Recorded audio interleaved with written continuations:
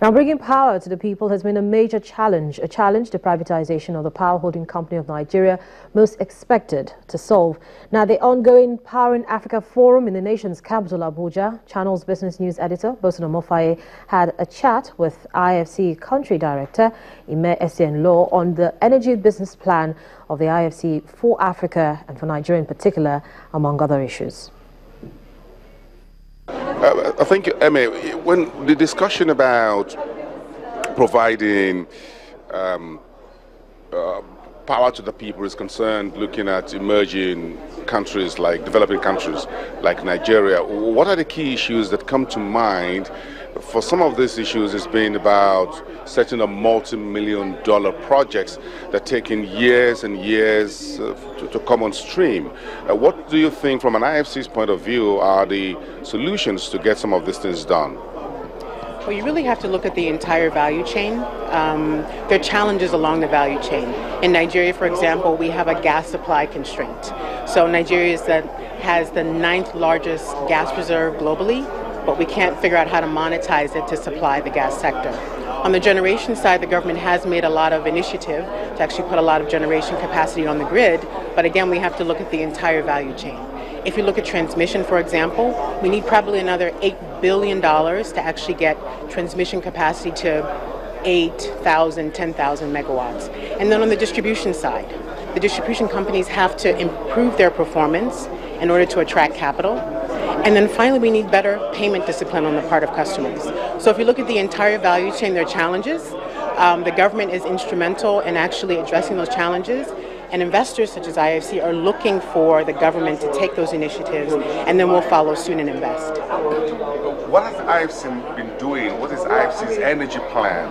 Not just for Nigeria, but for Sub-Saharan Africa? Well, we actually have an energy business plan for Nigeria in conjunction with our partners with the World Bank Group. So IDA, IBRD, and MIGA. This is actually a first for us, and it's actually going very well. We're bringing all the resources of the World Bank Group together to say, what can we do to help advance electricity consumption, electricity generation in Nigeria? It really does require an all-hands-on-deck effort. We can't do it alone. The World Bank has to be involved to provide the PRG to backstop the government's payment obligations. MIGA is involved to help attract equity capital and provide guarantees for them. And IFC actually provides funding. So it's very critical to have all of these elements in the pie in order to actually make it work. Nigeria for us is very important. Nigeria has, as most people here know, about 4,500 megawatts of available generation capacity. Think about South Africa with 44,000 megawatts, with only 1/3 of the population.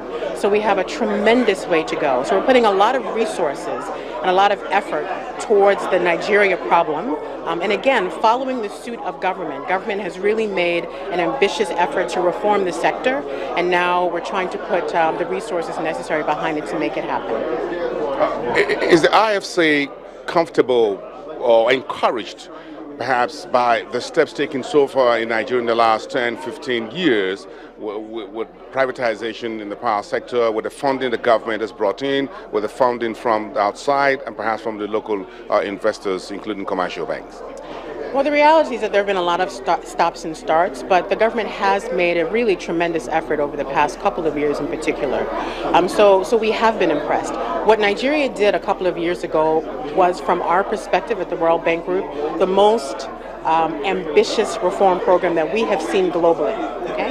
It wasn't done with perfect execution. When you do something that bold and ambitious, it can never be done perfectly, but it was done, and that was very important. And as a result of that, you had a lot of private investors saying the government is really taking this seriously and actually putting their money where their mouth is. So we were very impressed.